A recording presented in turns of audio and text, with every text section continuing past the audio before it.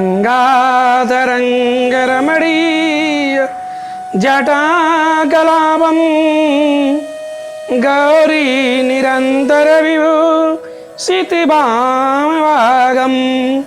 नारायण प्रियवदंग मदापहारं वाराणसी सुरपतिं भज विश्वनाथम। भक्तजनों, जय श्री कृष्ण।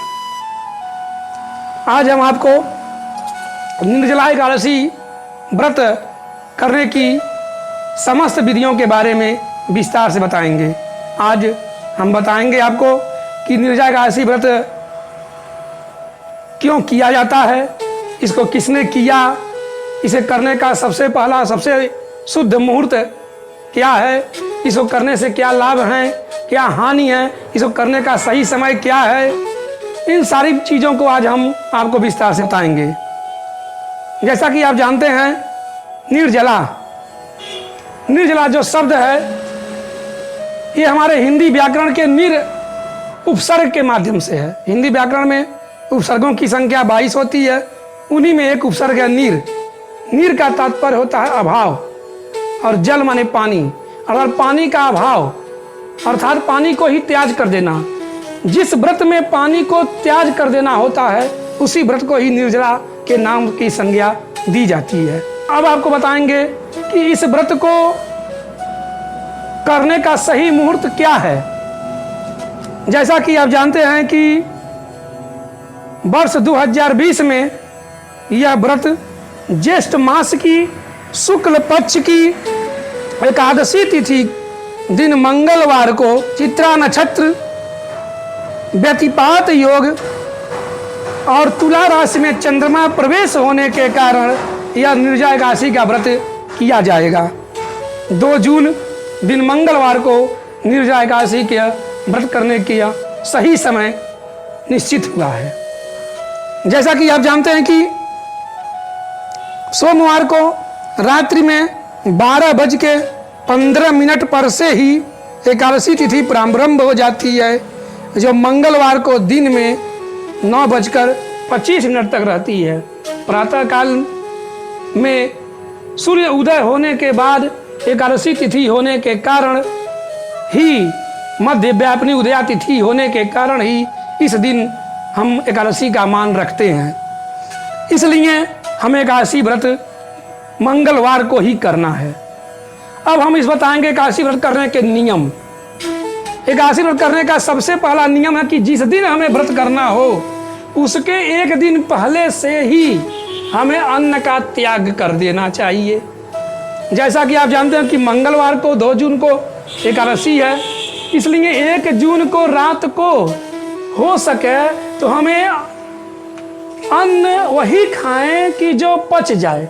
अपच अन्न, ऐसा अन्न न खाएं जो रात में पच न पाए। जैसे चावल का तो हमें रात में भोजन ही नहीं करना चाहिए, क्योंकि चावल के कुछ कण जो सुबह तक पचते नहीं हैं, इसलिए हमारा व्रत खंडित हो जाता है।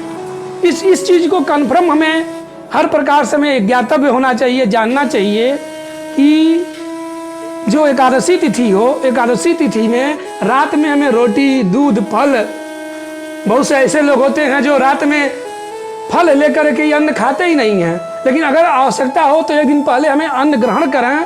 तो अन्न ग्रहण करें तो वही अन्न ग्रहण करें जिस अन्न के ग्रहण करने से व्रत खंडित न हो। ऐसे व्रत को करना चाहिए। और प्रातः काल सूर्योदय के पूर्व संध्या बेला में, प्रातः भोर में, ब्रह्म मुहूर्त में जग करके अपने इष्ट देव का चिंतन करके सारे निमित्त क्रियाक्रम से निवृत्त होकर के स्नान ध्यान पूजा कर करके, स्नान ध्यान से निवृत्त होकर के तब पूजा करने के लिए बैठना चाहिए। पूजा में हमें सबसे पहले, अब हम बता रहे हैं आपको पूजा किसकी करनी चाहिए। निर्जला एकादशी में विष्णु भगवान की पूजा करनी चाहिए। विष्णु भगवान की पूजा करने के लिए सबसे पहले हमें विष्णु शालिग्राम की प्रतिमा बना करके या विष्णु शालिग्राम को लेकर के उनको स्नान करा करके उनका चंदन वगैरह से उनका विधिवत पूजन करके षोडशोपचार पूजन करने के पश्चात पंचामृत स्नान कराना चाहिए। उसी पंचामृत को रख लेना चाहिए और उसी पंचामृत को अगले दिन फलाहार के रूप में उसे हमें ग्रहण कर लेना चाहिए। पंचामृत का पहली चीज। दूसरी चीज, निर्जला एकादशी व्रत में हमें विष्णु भगवान की पूजा करने के साथ विष्णु शालिग्राम की पूजा करनी चाहिए और दिन भर जब तक हमारे पास समय हो तब तक विष्णु भगवान के नाम ओम नमो भगवते वासुदेवाय, ओम नमो भगवते वासुदेवाय, ओम नमो भगवते वासुदेवाय ऐसे मंत्र का जप करना चाहिए। अगर हो सके तो विष्णु सहस्त्र नाम का जप पाठ करना चाहिए और विष्णु भगवान के ध्यान में, कीर्तन में हमें अधिक कुछ देर तक जागरण करना चाहिए। जैसा कि हो रात में, रात्रि जागरण का भी विशेष महत्व है। रात्रि जागरण में भी हमें रात में जागरण करना चाहिए। हो सके अधिक से अधिक तो हमें रात में अधिक रात तक जग करके विष्णु भगवान का ध्यान करें, तब जाके सुनना चाहिए। सबसे मुख्य चीज आपको बताना चाहते हैं हम कि इसमें निर्जला एकादशी में व्रत में कभी भी दिन में व्रत में हमें सोना नहीं चाहिए। दिन में व्रत में सोने से व्रत खंडित होने का डर रहता है। दूसरी चीज अब हम आपको बताने जा रहे हैं, इस व्रत की शुरुआत किसने की, ये व्रत को प्रारंभ कहाँ से हुआ और सबसे पहले इस व्रत को किसने किया। जैसा कि आप जानते हैं कि हमारे यहाँ दो पक्ष होते हैं, एक कृष्ण पक्ष और एक शुक्ल पक्ष। कृष्ण पक्ष को अंधेरा पक्ष और शुक्ल पक्ष को उजाला पक्ष कहा जाता है। और हर पक्ष में एक एकादशी होता है। ऐसे हमारे यहाँ 12 महीने होते हैं, एक एक महीने में 2 पक्ष होते हैं, तो 12 महीने में 24 पक्ष हुए, इसलिए 12 महीने में 24 एकादशी हुए। जहाँ पर अधिक मास आता है, अधिक मास में एकादशी की संख्या 2 और हो जाती है, इसलिए वहाँ पर 26 एकादशी आते हैं, 2 एकादशी और बढ़ जाती हैं।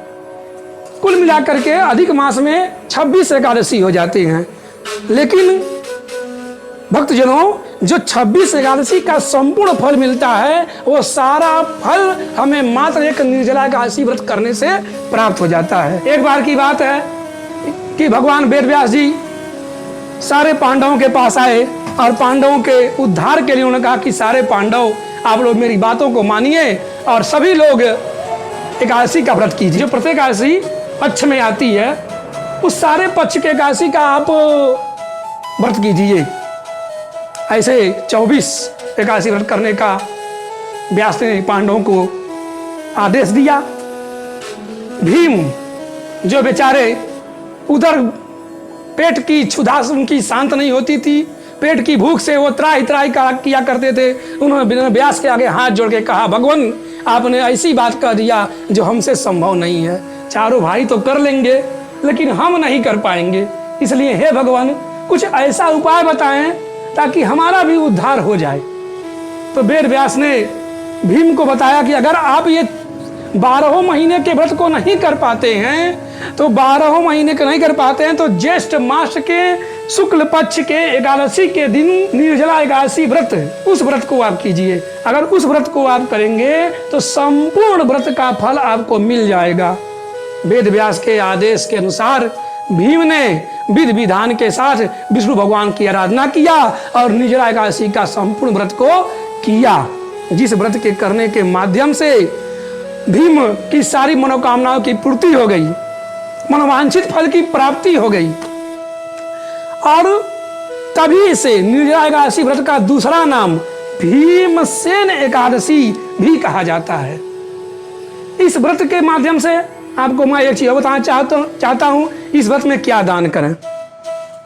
दान की चीजें, निर्जला एकादशी व्रत में हमें चावल, जिस दिन व्रत रहना चाहिए व्रत में हमें चावल का दान नहीं करना चाहिए, क्योंकि जो चीज हम त्याग करते हैं उस चीज का दान निषेध है। इसलिए तिल हो, सफेद तिल हो जो विष्णु को प्रिय है, पीला फूल हो, ऐसे यज्ञोपवीत हो, धौत वस्त्र अर्थात धोती हो, ऐसे 7 प्रकार के सामग्री को रख करके जो पीले हों सफेद हों, ऐसे 7 या फल हों, ऐसे ले करके हमें विष्णु भगवान को अर्पित कर देना चाहिए। अब विष्णु भगवान के चरणों में अर्पित करके हमें उसको किसी ब्राह्मण को या किसी मंदिर में उसे चढ़ा देना चाहिए। इस व्रत को करना चाहिए। अब हम आगे बताते हैं महत्व। व्रत का बहुत बड़ा महत्व, निर्जला एकादशी व्रत का बहुत बड़ा महत्व है। निर्जला एकादशी व्रत में के माध्यम से हमें जल दान करना चाहिए।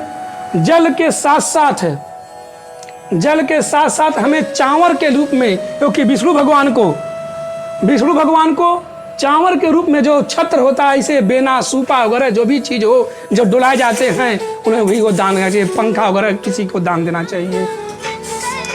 आगे हम आपको बताना चाहेंगे कि व्रत को किसको करना चाहिए और किसको नहीं करना चाहिए। इस व्रत को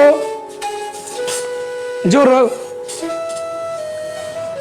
रजस्वला स्त्रियां हैं उनको व्रत को 7 दिन के अंदर नहीं करना चाहिए।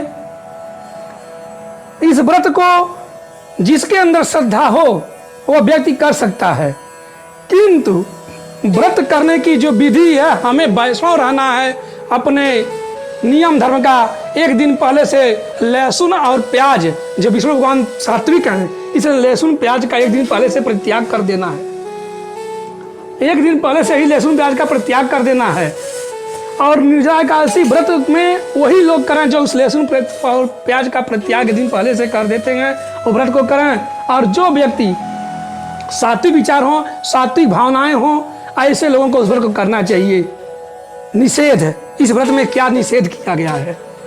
बच्चे, बुजुर्ग या जो बीमार चल रहे हैं वो फलाहार लेकर के व्रत कर सकते हैं। वो चाहें तो फल और दूध ले सकते हैं, ताजे फल हुए दूध ले करके व्रत को कर सकते हैं। लेकिन अन्न ग्रहण नहीं कर सकते, अन्न का इसमें निषेध किया गया है। अगर बिना फल के आप करते हैं सर्वोत्तम है, ऐसे व्रत को करना चाहिए। और व्रत को करने से आपको मनोवांछित फल की प्राप्ति होती है। भक्तजनों, अब आपको हम बता रहे हैं कि पारण की सही विधि क्या है। और इस वर्ष 2 जून मंगलवार को एकादशी व्रत है, जिसकी पारण की सही तिथि द्वादशी तिथि दिन बुधवार को प्रातः काल में ही किया जाएगा। दूसरे घड़ी में, जैसे 8 घड़ी होती है, 4 घड़ी दिन की और 4 घड़ी रात की, उस दूसरी घड़ी में मतलब प्रातः काल दूसरी घड़ी में आप क्या करेंगे? पारण कर लेंगे। पारण में हमें एक ही बार भोजन करना है, अन्न का त्याग करना, चावल नहीं खाना, केवल रोटी खाना है।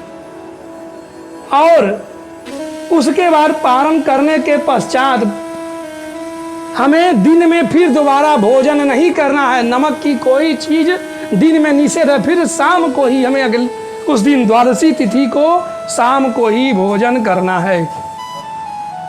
आज के वीडियो में बस इतना ही। धन्यवाद। अगर आपको ये वीडियो अच्छा लगे इसको लाइक कीजिएगा और चैनल को सब्सक्राइब कीजिएगा।